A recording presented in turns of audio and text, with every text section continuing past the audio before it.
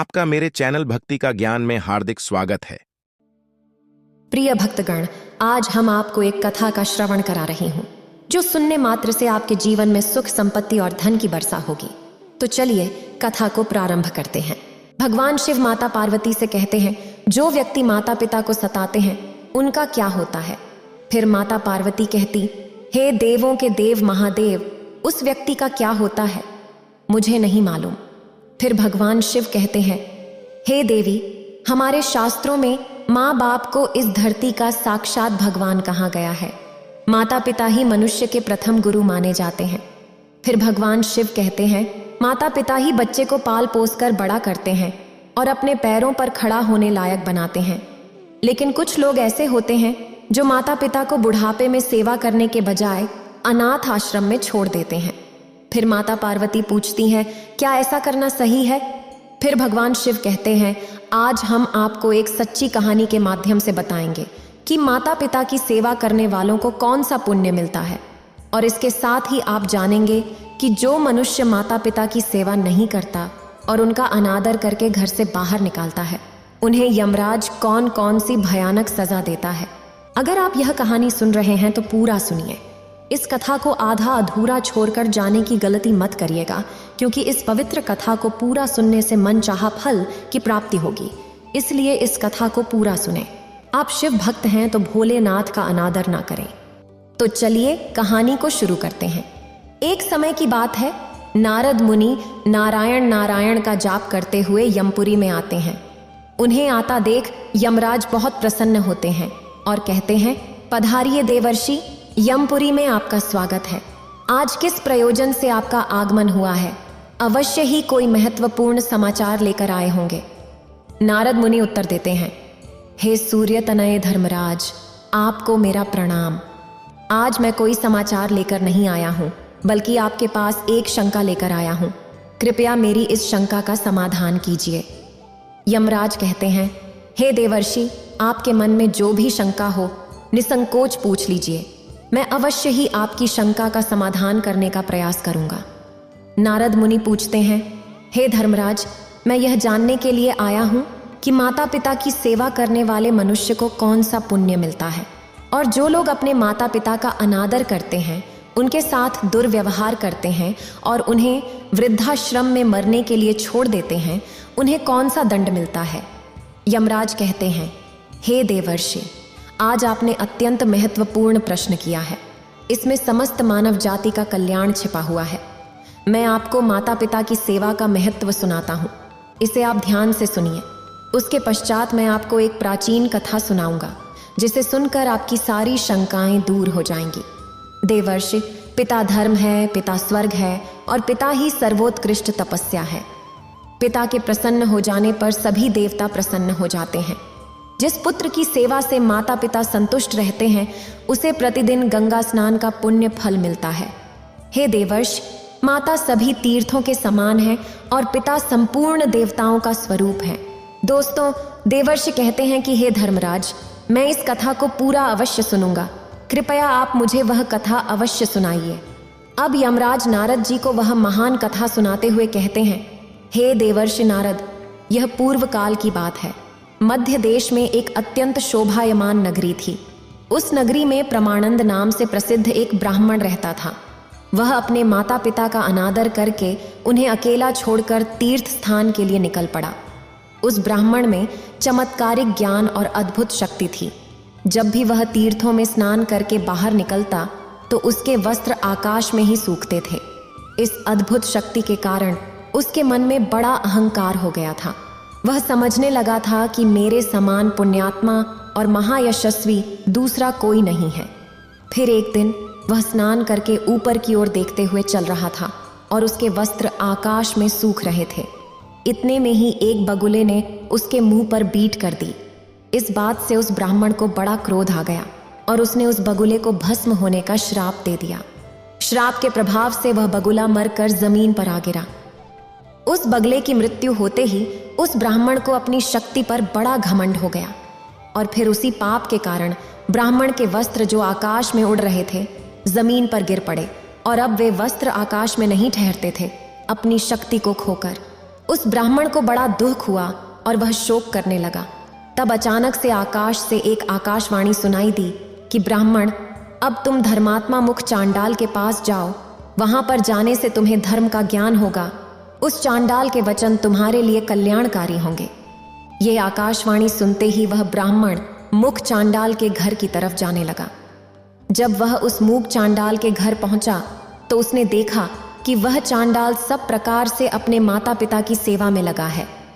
ठंड के दिनों में वह चांडाल अपने माता पिता के स्नान के लिए गर्म जल में स्नान कराकर उनके शरीर पर तेल लगाता था, उन्हें रोईदार गर्म कपड़े पहनाता था, प्रतिदिन उन्हें मिष्ठान भोजन परोसता था और सुगंधित माला पहनाकर उनका आदर सत्कार करता था। गर्मी के मौसम में वह प्रतिदिन माता पिता को पंखा करता था। इस प्रकार से रोज माँ पिता की सेवा करके ही वह भोजन किया करता था। इन्हीं पुण्य कर्मों के कारण उस चांडाल का घर आकाश में तरंगित हो रहा था। उस घर को किसी खंभे का आधार भी नहीं था, मानो वह घर आकाश में उड़ रहा हो। साक्षात भगवान विष्णु ब्राह्मण का वेश धारण करके उस चांडाल के घर में विचरण कर रहे थे, जिससे उस चांडाल के घर की शोभा बढ़ रही थी। यह सब विचित्र देखकर उस परमानंद ब्राह्मण को बड़ा आश्चर्य हुआ। उसने उस मुख्य चांडाल से कहा, हे चांडाल, तुम मेरे पास आओ, मैं तुमसे कुछ धर्म की बात पूछना चाहता हूं, जिसका तुम सही सही उत्तर दो। फिर वह मुख्य चांडाल बोला, हे विप्रवर, इस समय मैं अपने माता पिता की सेवा कर रहा हूं, उन्हें छोड़कर मैं आपके पास नहीं आ सकता। मेरे लिए मेरे माता पिता से बढ़कर कोई और नहीं है। माता पिता ही मेरे भगवान हैं। यदि मैं उनकी सेवा करना छोड़कर चला जाऊं तो मुझे महापाप लगेगा। इसीलिए मेरे माता पिता की सेवा करने के बाद ही मैं आपसे मिल सकता हूं। इसीलिए आप थोड़ी देर द्वार पर ठहरिए, मैं आपका अतिथि सत्कार करूंगा। उस चांडाल के इतना कहते ही परमानंद ब्राह्मण आग बबूला हो गया और बोला, हे चांडाल, मुझे ब्राह्मण की सेवा करना छोड़कर दूसरा कौन सा कार्य बड़ा हो सकता है। फिर मुख्य चांडाल ने कहा, हे ब्राह्मण देवता, आप क्यों गुस्सा कर रहे हैं? मैं वह बगुला नहीं हूं जिसे आपने श्राप देकर भस्म कर दिया था।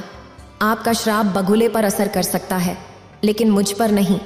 अब आपकी धोती न तो आकाश में सूखती है और न ठहर पाती है, इसलिए आप आकाशवाणी सुनकर मेरे पास आए हैं।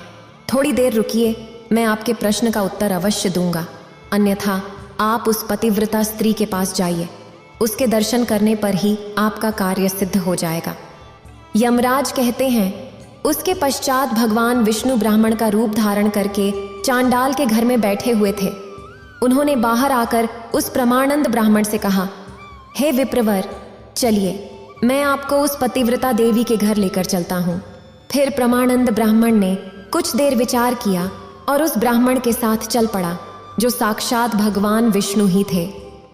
पतिव्रता के घर की तरफ जाते समय रास्ते में परमानंद ब्राह्मण ने ब्राह्मण रूपी भगवान से पूछा, हे विप्रवर, आप ब्राह्मण होते हुए भी इस चांडाल के घर में क्यों निवास करते हैं? ब्राह्मण रूपी भगवान विष्णु ने कहा, विप्रवर, इस समय तुम्हारा हृदय शुद्ध नहीं है, तुम्हारे मन में क्रोध और द्वेष है, इसलिए तुम पहले उस पतिव्रता का दर्शन करो, उसके बाद तुम मुझे ठीक से जान सकोगे। परमानंद ब्राह्मण ने पूछा, हे महात्मा, वह पतिव्रता कौन है और उसका शास्त्र ज्ञान कितना बड़ा है और किस कारण से मैं उसके पास जा रहा हूं? कृपया मुझे बताइए। ब्राह्मण रूपी भगवान बोले, हे प्रमानंद, जैसे नदियों में गंगा जी श्रेष्ठ हैं, वैसे ही स्त्रियों में पतिव्रता स्त्री श्रेष्ठ होती है। जो पतिव्रता नारी प्रतिदिन अपने पति की सेवा करती है और उसकी आज्ञा का पालन करती है, वह अपने पिता के कुल और कुल दोनों के 101 पीढ़ियों का उद्धार कर देती है।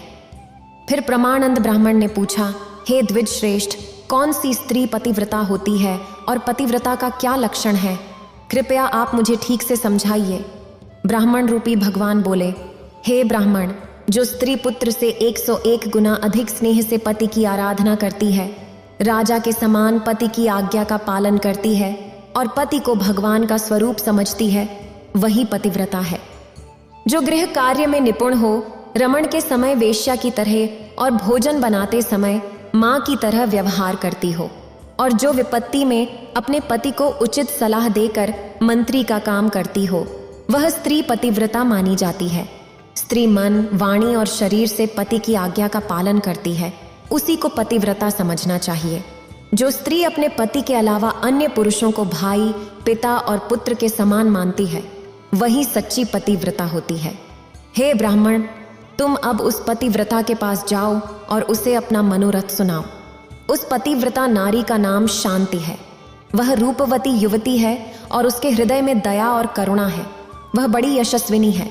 उसके पास जाकर तुम अपने हित की बात पूछो। इतना कहकर ब्राह्मण रूपी भगवान विष्णु उस स्थान से अंतर्ध्यान हो गए। यह देखकर उस ब्राह्मण को बड़ा आश्चर्य हुआ। फिर उस श्रेष्ठ ब्राह्मण ने उस पतिव्रता के घर जाकर उसके बारे में पूछा। द्वार पर आए उस ब्राह्मण को देखकर वह पतिव्रता तुरंत ही घर से बाहर निकली और ब्राह्मण के सामने आकर खड़ी हो गई। जब प्रमानंद ब्राह्मण ने उस पतिव्रता को देखा तो उसने प्रसन्नता पूर्वक कहा, हे देवी, तुमने जिस प्रकार से जीवन में अनुभव लिया और सीखा है, उसी के अनुसार सोचकर मुझे कोई धर्म की बात बताओ। फिर वह पतिव्रता बोली, हे ब्राह्मण देवता, इस समय मुझे मेरे पति देव की पूजा करनी है। अभी मेरे पास समय नहीं है, इसलिए आपका कार्य मैं बाद में करूंगी। इस समय आप मेरा आतिथ्य स्वीकार कीजिए। यह सुनकर प्रमानंद ब्राह्मण बहुत क्रोधित हो उठा और बोला, हे कल्याणी, इस समय मैं भूख और प्यास से तड़प रहा हूं और बहुत थका हुआ हूं, इसलिए तुम अभी मेरा कार्य करो, अन्यथा मैं तुम्हें श्राप दे दूंगा। तब उस पतिव्रता ने कहा, हे ब्राह्मण, मैं वह बगुला नहीं हूं जिसे श्राप देकर आप यूं ही भस्म कर डालेंगे। अभी मेरे पास समय नहीं है, इसलिए आप धर्म तुलाधार के पास जाइए और उन्हीं से अपने हित और धर्म की बात पूछिए। अभी मैं अपने पति को छोड़कर नहीं आ सकती। इतना कहकर वह घर के भीतर चली गई। तभी अचानक उस स्थान पर भगवान विष्णु ब्राह्मण का रूप धारण करके फिर प्रकट होते हैं। उन्हें देखकर वह प्रमानंद ब्राह्मण आश्चर्यचकित हुआ और उनके पास चला गया और कहने लगा, हे विप्रवर, आप अचानक से कहाँ अदृश्य हो गए थे? मुझे आपसे एक बात पूछनी है, कृपया ठीक ठीक इसका जवाब दें। पहले मैं उस मुख्य चांडाल के पास गया, उसे भी मेरी बगुले को श्राप देने वाली बात पता थी, और अब इस पतिव्रता नारी को भी मेरे द्वारा उस बगुले को दिए गए श्राप के बारे में पता है। ये दोनों ही उस घटना के बारे में कैसे जानते हैं? इन्हें किसने और कब बताया कि मैंने बगुले को श्राप दिया है? इस बात को सोचकर मुझे बड़ा विस्मय हो रहा है। ब्राह्मण रूपी भगवान बोलने लगे, हे विप्रवर, महात्मा लोग अत्यंत पुण्य और सदाचार के बल के कारण सब कुछ जान लेते हैं। हे ब्राह्मण, अब तुम मुझे बताओ, उस पतिव्रता ने तुमसे क्या कहा? ब्राह्मण ने कहा, हे विप्रवर, उस पतिव्रता ने मुझे धर्म तुलाधार के पास जाने का उपदेश दिया है। अब यह धर्म तुलाधार कहाँ रहता है? ब्राह्मण रूपी भगवान विष्णु बोले, हे ब्राह्मण, चलो मैं तुम्हें धर्म तुलाधार के पास लेकर चलता हूँ। इतना कहकर वे दोनों ही चलने लगे। उस प्रमानंद ब्राह्मण ने पूछा, हे विप्र, यह तुलाधार कहाँ रहता है? श्री भगवान ने कहा, जहाँ मनुष्यों की भीड़ एकत्रित होती है और विभिन्न प्रकार के द्रव्यों की बिक्री होती है, उस बाजार में तुलाधार नाम का वैश्य द्रव्यों को बेचता है। उसने कभी अपने मन, वाणी और कर्मों द्वारा किसी का बुरा नहीं किया है। वह जीवन में कभी असत्य नहीं बोला और ना ही कभी दुष्टता की है। वह सदैव ही दूसरे लोगों के अच्छे के लिए काम करता है। वह सभी प्राणियों में समान भाव रखता है। वह प्राण भी दांव पर लग जाए तो भी कभी झूठ नहीं बोलता है, इसीलिए उसे धर्म तुलाधार कहा जाता है। फिर वे दोनों उस धर्म तुलाधार के पास पहुंच गए। प्रमानंद ब्राह्मण ने देखा कि तुलाधार विभिन्न प्रकार की वस्तुएं बेच रहा था। वह अन्य लोगों से बिक्री की वस्तुओं के बारे में बातें कर रहा था। बहुत सी स्त्रियां और पुरुष उसे चारों ओर से घेर कर खड़े थे। प्रमानंद ब्राह्मण को वहां खड़ा देखकर तुलाधार ने मधुर वाणी में पूछा, हे ब्राह्मण, आज यहाँ आपका कैसे आगमन हुआ है? प्रमानंद ब्राह्मण ने कहा, हे तुलाधार, मुझे तुमसे धर्म का उपदेश सुनना है, इसलिए धर्म का उपदेश सुनने के लिए मैं तुम्हारे पास आया हूं। तुलाधार बोला, हे विप्रवर, जब तक मेरे पास ये लोग रहेंगे तब तक मैं निश्चिंत नहीं हो सकूंगा, इसलिए अब आपसे बात करने के लिए मेरे पास समय नहीं है। मेरा आपसे यही अनुरोध है कि आप अब धर्माकार के पास जाइए। वही आपको समझाएगा कि आपके द्वारा उस बगुले को श्राप देने से आपको कौन सा दोष लगा और किस कारण से आपकी धोती अब आकाश में नहीं सूखती है। इन सभी प्रश्नों का उत्तर आपको वही धर्माकार ही दे सकता है। उस धर्माकार का नाम अघोरी है। वे बड़े सज्जन हैं। आप उन्हीं के पास जाइए, उन्हीं के उपदेश से आपकी कामना सफल हो जाएगी। इतना कहकर तुलाधार फिर से खरीदी बिक्री में लग गया। फिर उस प्रमाणंद ब्राह्मण ने ब्राह्मण रूपधारी भगवान विष्णु से पूछा, हे विप्रवर, इस तुलाधार को भी मेरे बारे में पता है और अब उसने मुझे अघोरी के पास जाने का उपदेश दिया है। इसलिए अब मैं उस अघोरी के पास जाऊंगा, लेकिन मुझे उसका घर नहीं पता। ब्राह्मण रूपधारी भगवान विष्णु ने कहा, ब्राह्मण चलो, मैं तुम्हें उस अघोरी के घर की तरफ लेकर चलता हूँ। फिर वे दोनों मार्ग पर चलने लगे। तब उस प्रमाणंद ब्राह्मण ने भगवान विष्णु से पूछा, हे विप्रवर, यह तुलाधार न तो देवताओं की पूजा करता है, न ही राशियों की, और न ही अपने पितरों का तर्पण करता है। फिर भी इसे मेरे बारे में कैसे पता है? मैंने उस बगुले को श्राप दिया, वह बात यह तुलाधार कैसे जानता है? मुझे बड़ा आश्चर्य हो रहा है। कृपया आप इन सब का कारण बताइए। ब्राह्मण रूपधारी भगवान विष्णु बोले, हे ब्राह्मण, उस तुलाधार ने सत्य और समता से तीनों लोकों को जीत लिया है। वह सदैव सत्य के साथ खड़ा रहता है और कभी दूसरों के साथ विश्वासघात नहीं करता। इसी सत्य के कारण समस्त देवता, पितर और आर्षि उससे संतुष्ट रहते हैं। वह तुलाधार इन्हीं गुणों के कारण भूत और भविष्य की बात जानता है। सत्य से बढ़कर कोई धर्म नहीं है और झूठ से बढ़कर कोई पाप नहीं है। जो पुरुष पाप से रहित है और जिसका व्यवहार अपने पराये, मित्र शत्रु सभी के लिए समान है, वह किसी के साथ भेदभाव नहीं करता है। उसके सभी पापों का नाश होता है। जो सभी के साथ समान व्यवहार करता है, उसके अंदर भगवान का वास होता है। जो इस प्रकार से सत्य के मार्ग पर चलकर सभी के साथ समान व्यवहार करता है और अपना पराया नहीं करता है, वह अपनी अनेकों पीढ़ियों का उद्धार कर देता है। जिसके अंदर सत्य होता है और जिसका स्वभाव सरल होता है, जो कभी भेदभाव नहीं करता है, वह साक्षात धर्म का ही स्वरूप होता है। इसी कारण से वह तुलाधार तुम्हारे बारे में जानता है। फिर उस प्रमाणंद ब्राह्मण ने कहा, विप्रवर, आपकी कृपा से मुझे तुलाधार के सर्वज्ञ होने का कारण पता चल गया है। अब आप मुझे उस अघोरी के बारे में बताइए। वह कौन है और किस कारण से वह प्रसिद्ध है? ब्राह्मण रूपी भगवान विष्णु बोले, हे ब्राह्मण, अब मैं तुम्हें अघोरी का इतिहास सुनाता हूं। इसे ध्यान से सुनो। पूर्व काल की बात है। एक राजा की पुत्री थी जो बड़ी ही सुंदर और जवान थी। वह कामदेव की पत्नी रति और इंद्र की पत्नी शची के समान अत्यंत मनमोहक रूप वाली सुंदर थी। एक राजकुमार उस स्त्री से अपने प्राणों से भी अधिक प्रेम करते थे। राजकुमार ने उस राजा की पुत्री के साथ विवाह किया। उस स्त्री का नाम भी सुंदरी ही था। एक दिन राजकुमार को किसी महत्वपूर्ण कार्य के लिए अचानक ही दूसरे राज्य जाना पड़ गया। उस राजकुमार ने मन ही मन सोचा, मैं अपने प्राणों से बढ़कर मेरी प्यारी पत्नी को किस स्थान पर रखूं जिससे कोई इसका अपहरण ना कर सके और इसके सतीत्व की रक्षा हो सके। इस विषय में उस राजकुमार ने बहुत देर तक विचार किया और उसने सोचा कि केवल धर्मात्मा अघोरी ही मेरी पत्नी के सतीत्व की रक्षा कर सकते हैं। इसलिए वह राजकुमार अपनी सुंदर पत्नी को लेकर अघोरी के घर गए और उन्होंने अघोरी के सामने उसकी पत्नी की रक्षा करने का प्रस्ताव रखा। राजकुमार की बात सुनकर अघोरी को बड़ा आश्चर्य हुआ। वह बोलने लगा, राजकुमार, ना तो मैं आपका पिता हूँ, ना भाई हूँ, ना बांधव हूँ और ना आपकी पत्नी के माता पिता के कुल का हूँ। फिर आप अपनी पत्नी को मेरे घर पर क्यों रखना चाहते हैं? अपनी पत्नी को मेरे घर पर रखकर आप किस प्रकार से निश्चिंत हो सकेंगे? फिर राजकुमार बोलने लगा, हे महात्मन, मैं जानता हूं कि आपके समान धर्मात्मा और जितेंद्रिय पुरुष इस संसार में दूसरा कोई नहीं है। अघोरी ने उस राजकुमार से कहा, हे राजकुमार, कृपया मुझे दोष मत देना। इस पृथ्वी लोक पर इस अवसर के समान आपकी पत्नी की रक्षा करने में कोई भी पुरुष कैसे समर्थ हो सकता है? हर कोई इसका उपभोग करना चाहेगा। फिर राजकुमार ने कहा, हे महात्मा, मैं बहुत सोच विचार करके ही आपके पास आया हूं।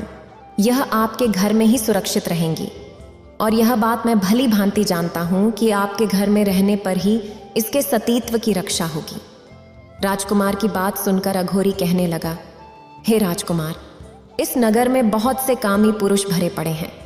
यहाँ पर किसी सुंदरी स्त्री के सतीत्व की रक्षा कैसे हो सकती है? वह राजकुमार पुनः बोला, हे महात्मा, जैसे भी हो मेरी पत्नी आपके ही पास सुरक्षित रहेंगी। आप इसकी रक्षा कीजिए। अब मैं जाता हूं, मुझे आप पर पूर्ण विश्वास है। फिर अघोरी कहने लगा, राजकुमार, मैं आपकी पत्नी के साथ सदा ही अनुचित बर्ताव करूंगा और उसी अवस्था में आपकी यह प्रिय पत्नी मेरे घर में सुरक्षित रहेंगी। यदि मैं इसके साथ अच्छा बर्ताव करूंगा तो इस स्त्री के मन में मेरे प्रति काम भाव जागृत हो सकता है, इसलिए मैं इसके साथ बुरा व्यवहार ही करूंगा। अन्यथा इस स्त्री की रक्षा के लिए आप ही कोई अनुकूल उपाय बताइए। मेरे घर में केवल एक ही शैया है और इसे मेरे और मेरी पत्नी के साथ उसी बिस्तर पर सोना होगा। इसके बाद भी अगर आप अपनी पत्नी को मेरे पास रखना चाहते हैं तो उसे यहाँ रहने दीजिए, अन्यथा उसे यहाँ से ले जाइए। ये सुनकर राजकुमार ने कुछ क्षणों तक विचार किया और कहा, महात्मा, मुझे आपकी बात स्वीकार है। आप मेरी पत्नी के साथ एक ही बिस्तर पर सो सकते हैं। आपको जो उचित लगे वह कीजिए। फिर राजकुमार ने अपनी सुंदरी पत्नी से कहा, हे प्रिय, जब तक मैं लौट कर नहीं आता तुम अब इन महात्मा के घर में ही निवास करो। तुम उनके कहे अनुसार कार्य करना, तुम पर कोई दोष नहीं आएगा, यही मेरी आज्ञा है। इतना कहकर राजकुमार अपने कार्य के लिए निकल गए। राजकुमार के जाने के बाद उसकी सुंदर पत्नी अघोरी और उसकी पत्नी के साथ उनके घर में निवास करने लगी। अघोरी ने राजकुमार से जैसा कहा था वैसा ही व्यवहार राजकुमार की पत्नी के साथ करने लगा। वह रोज अपनी पत्नी और राजकुमार की पत्नी के बीच में सोने लगा। राजकुमार की पत्नी के अंगों का स्पर्श अघोरी को भी होता था, लेकिन फिर भी उसके मन में राजकुमार की पत्नी के लिए कोई भावना जागृत नहीं हुई। अघोरी के मन में वैसा ही भाव रहता था जैसे किसी बालक का अपनी माता के प्रति होता है। वह राजकुमार की पत्नी को माता के समान मानता था।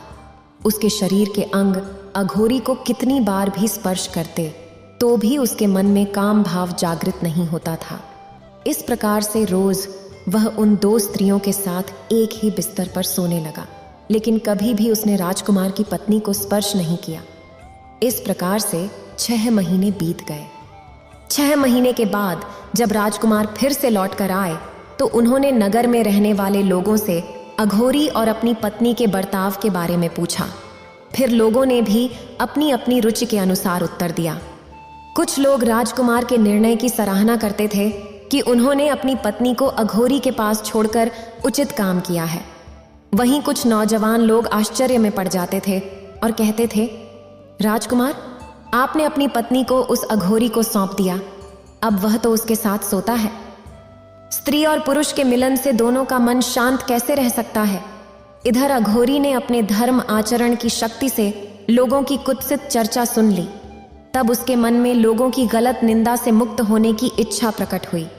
उन्होंने इस अपमान से मुक्त होने के लिए आत्मदाह करने का निश्चय किया। अघोरी ने स्वयं लकड़ी एकत्रित करके बहुत बड़ी चिता बनाई और उसमें आग लगा दी। वह चिता प्रज्वलित हो उठी। उसी समय राजकुमार अघोरी के घर पर पहुंचे। वहां उन्होंने अघोरी और अपनी पत्नी को देखा। राजकुमार की पत्नी का मुख प्रसन्नता से खिला हुआ था और अघोरी अत्यंत दुखी और शोक में डूबे हुए थे।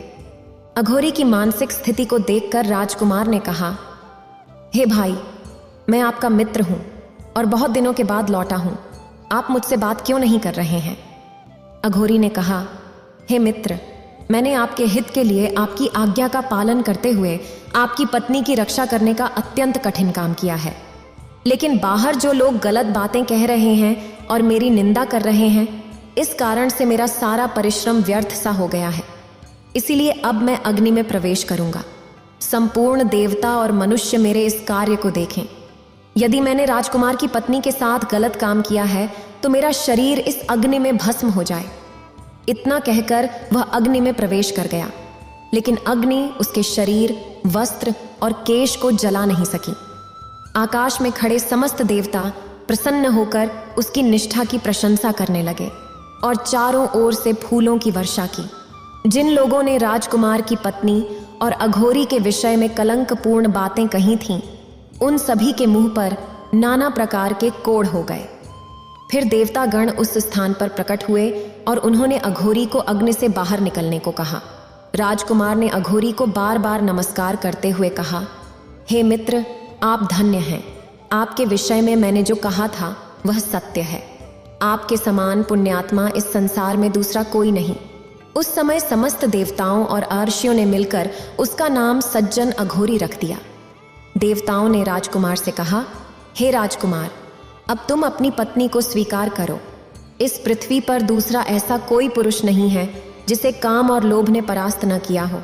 देवता, असुर, मनुष्य, राक्षस, पशु, पक्षी और कीट आदि सभी प्राणी इसके वशीभूत रहते हैं। यह काम ही संसार को बंधन में डालने वाला है। इस सृष्टि में काम रहित मनुष्य मिलना कठिन है। इन अघोरी ने सभी को जीत लिया है और भुवनों पर विजय प्राप्त की है। इनके हृदय में श्री विष्णु बड़ी प्रसन्नता के साथ विराजमान रहते हैं। इनका स्पर्श और दर्शन करने से मनुष्य सब पापों से मुक्त हो जाते हैं और निष्पाप होकर स्वर्ग को प्राप्त करते हैं। इतना कहकर सभी देवता अपने अपने स्थान को लौट गए और वह राजकुमार और उसकी पत्नी भी अपने राजमहल को चले गए। तभी से उस अघोरी को दिव्य दृष्टि प्राप्त हो गई और वह देवताओं को भी देख सकते हैं तथा तीनों लोकों की बातें अनायास ही जान लेते हैं। इतना कहकर ब्राह्मण रूपी भगवान विष्णु उस प्रमानंद ब्राह्मण को लेकर अघोरी के घर के पास गए। उस प्रमानंद ने अघोरी के दर्शन किए और उन्हें प्रणाम करके कहा, हे महात्मा, मैं बड़ी दूर से आपके दर्शन करने के लिए आया हूँ। कृपा करके आप मुझे धर्म का उपदेश दीजिए। फिर अघोरी ने उस प्रमानंद ब्राह्मण को धर्म का उपदेश दिया और कहा, हे ब्राह्मण, अब आप पुरुषों में श्रेष्ठ वैष्णव के पास जाइए। उनके दर्शन मात्र से ही आपका मनोरथ सफल हो जाएगा। आपके श्राप के द्वारा बगुले की मृत्यु तथा आपके वस्त्र अब आकाश में नहीं सूखते हैं। इन दोनों का कारण आपको पता चल जाएगा। इसके अलावा आपके मन में जो कामनाएं हैं वे भी पूर्ण हो जाएंगी। इस प्रकार अघोरी के वचन सुनकर वह प्रमानंद ब्राह्मण रूपधारी भगवान विष्णु के साथ प्रसन्नता पूर्वक निकल पड़ा और फिर वह उस वैष्णव के घर पर पहुंच गया। वहां पहुंचने के बाद उसने सामने खड़े हुए शुद्ध हृदय वाले एक तेजस्वी पुरुष को देखा, जो समस्त शुद्ध लक्षणों से संपन्न एवं अपने तेज से देदीप्यमान दिखाई पड़ रहा था। फिर प्रमानंद ब्राह्मण ने उस वैष्णव से कहा, हे महात्मन, मैं बड़े दूर से आपके पास आया हूँ। कृपया आप मेरे लिए जो कार्य उचित है उसका उपदेश दीजिए तथा मुझे धर्म का ज्ञान दीजिए। उस वैष्णव ने कहा, हे ब्राह्मण, मैं देख रहा हूँ कि देवताओं में श्रेष्ठ भगवान विष्णु तुम पर प्रसन्न हैं। इस समय उनके दर्शन करके मुझे बड़ी प्रसन्नता हो रही है। आज तुम्हारा मनोरथ सफल होगा। तुम्हारे साथ आज भगवान विष्णु मेरे घर पर पधारे हैं। फिर उस प्रमानंद ब्राह्मण ने कहा, हे वैष्णव, कहाँ हैं भगवान विष्णु? कृपया मुझे उनके दर्शन कराइए। वैष्णव ने कहा, हे ब्राह्मण, भगवान विष्णु तो तुम्हारे पास ही खड़े हैं। तुम अपना मस्तक झुकाकर उन्हें प्रणाम करो। फिर जब उस प्रमानंद ब्राह्मण ने अपनी मन की आंखें खोलकर शुद्ध भाव से देखा तो साक्षात भगवान विष्णु उसके सामने खड़े थे। तब उस ब्राह्मण ने अपने हाथ जोड़कर भगवान विष्णु को प्रणाम किया और कहने लगा, हे देवेश्वर, अब मुझ पर प्रसन्न हुए हैं आप। इतने समय तक मेरे साथ ही चल रहे थे, मुझे मार्ग दिखा रहे थे, किंतु मैंने आपको नहीं पहचाना। हे प्रभु, मेरे मन में किसी चीज़ को पाने की अभिलाषा नहीं है। अब इस लोक और परलोक में मैं आपका किंकर बना रहूँगा। भगवान विष्णु बोले, हे ब्राह्मण, तुम्हारे ऊपर मेरा प्रेम सदा ही बना रहता है। मैंने स्नेहवश ही तुम्हें पुण्यात्माओं का दर्शन कराया है। पुण्यवान महात्माओं के एक बार भी दर्शन, स्पर्श, ध्यान एवं नाम उच्चारण करने से तथा उनके साथ बात करने से मनुष्य को स्वर्ग की प्राप्ति होती है। महापुरुषों का नित्य संग करने से सब पापों का नाश हो जाता है तथा मनुष्य अनंत सुख भोग कर मेरे स्वरूप में लीन हो जाता है। हे ब्राह्मण, तुम मेरे भक्त हो और तीर्थ स्वरूप हो, किंतु तुमने बगुले की मृत्यु के लिए जो श्राप दिया था उसके दोष से छुटकारा दिलाने के लिए मैंने ही आकाशवाणी के द्वारा तुम्हें कहा कि तुम मुख्य चांडाल के पास जाओ। उस मुख्य चांडाल के दर्शन करके तुमने देखा ही था कि वह किस प्रकार से अपने माता पिता का पूजन करता था। उन सभी महात्माओं के दर्शन करके आज तुम मेरे मंदिर में आए हो। करोड़ों जन्मों के बाद जिस मनुष्य के पापों का नाश होता है वही मनुष्य मेरा दर्शन कर पाता है, जिससे उसे मोक्ष की प्राप्ति होती है। हे वत्स, मेरी ही इच्छा से आज तुम्हें मेरा दर्शन हुआ है, इसीलिए तुम्हारे मन में जो इच्छा हो उसके अनुसार मुझसे वरदान मांग लो। वह प्रमाणंद ब्राह्मण बोला, हे प्रभु, मेरा मन सदैव ही आपके ध्यान में लगा रहता है। संपूर्ण लोगों के स्वामी आप ही हैं, आपके सिवा कोई भी दूसरी वस्तु मुझे प्रिय नहीं है। भगवान विष्णु ने कहा है, निष्पाप ब्राह्मण, तुम्हारी बुद्धि में सदैव ही ऐसे उत्तम विचार आते हैं, इसीलिए तुम मेरे धाम में आकर दिव्य भोगों का उपभोग करोगे। किंतु तुम्हारे माता पिता तुमसे आदर नहीं पा रहे हैं, इसीलिए तुम जाकर पहले अपने माता पिता की पूजा करो, उसके बाद ही तुम्हें बैकुंठ में स्थान प्राप्त हो सकता है। उनके दुखपूर्ण जीवन और क्रोध से तुम्हारी तपस्या प्रतिदिन नष्ट हो रही है। जिस पुत्र के ऊपर सदा ही माता पिता का कोप रहता है, उसे नरक में जाने से कोई भी नहीं रोक सकता। इसीलिए तुम माता पिता के पास जाओ और यत्नपूर्वक उनकी सेवा करो, उनकी पूजा करो, अब भी तुम्हें मोक्ष प्राप्त होगा भगवान विष्णु के द्वारा। इस प्रकार से कहने पर वह प्रमाणंद ब्राह्मण कहने लगा, हे प्रभु, यदि आप मुझ पर प्रसन्न हैं तो मुझे अपने स्वरूप का दर्शन कराइए। तब भगवान विष्णु ने कहा, तथास्तु। और फिर उन्होंने अपने शंख, चक्र, गदा और पद्म धारण किए हुए स्वरूप का दर्शन प्रमाणंद को करा दिया। फिर ब्राह्मण भगवान विष्णु के अप्रतिम और अत्यंत सुंदर रूप को देखकर उन्हें बारंबार प्रणाम करने लगा और कहने लगा, हे जगदीश्वर, आज मेरा जन्म सफल हुआ, आज मेरे नेत्र कल्याणमय हो गए, आज मैं धन्य हो गया। इस समय मेरे सभी मनोरथ सफल हुए, किंतु हे प्रभु, मेरे मन में केवल एक शंका है, कृपया आप इसका समाधान करें। हे भगवान, उस मुख्य चांडाल, पतिव्रता स्त्री, अघोरी आदि के बारे में सोचकर मुझे बहुत आश्चर्य हो रहा है। क्या वे लोग दूर रहकर भी मेरे बारे में जानते थे? उन्हें कैसे पता चला कि मैंने उस बगुले को श्राप दिया है और अब मेरे कपड़े आकाश में नहीं सूखते हैं? इन सब बातों का सच क्या है?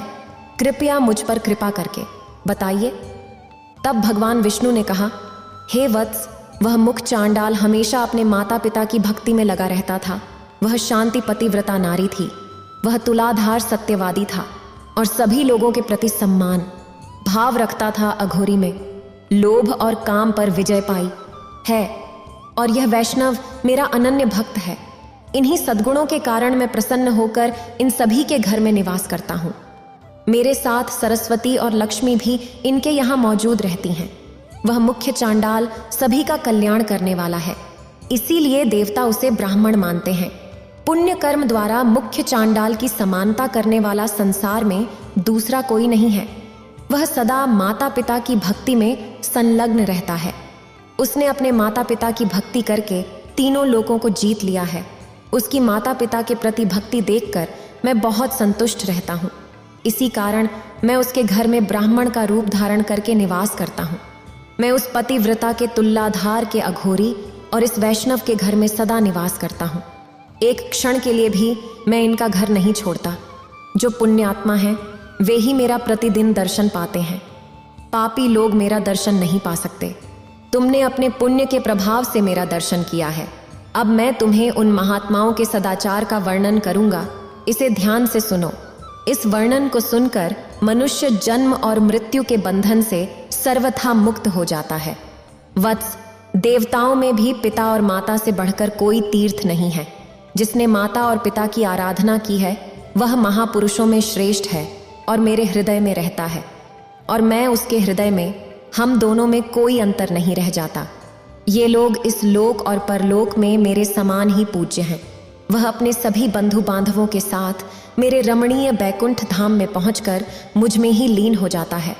माता पिता की आराधना के बल से ही वह व्यक्ति, चाहे वह चांडाल ही क्यों न हो, सबकी बातें जानता है। भगवान के वचन सुनकर वह मुख्य चांडाल बोला, जगदीश्वर, यदि किसी ने मोह और अज्ञानवश माता पिता की आराधना नहीं की हो और फिर उसे भले बुरे का ज्ञान हो जाए और वह माता पिता की सेवा करना चाहे तो उसके लिए क्या कर्तव्य है?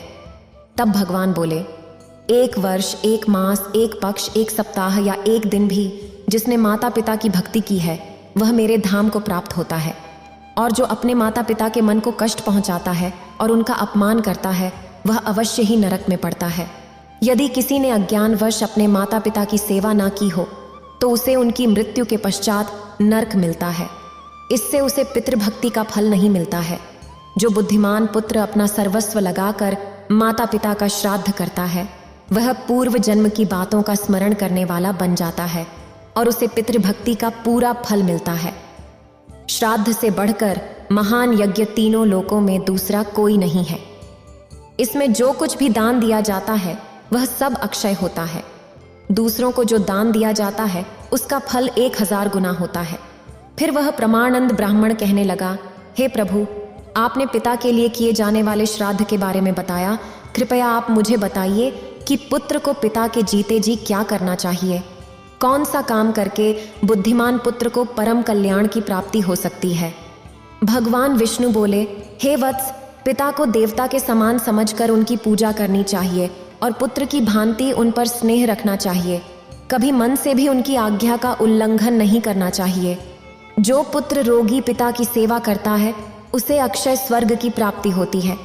पिता जब मरणासन्न होकर मृत्यु के लक्षण देख रहे हों, उस समय भी उनका पूजन करके पुत्र देवताओं के समान हो जाता है।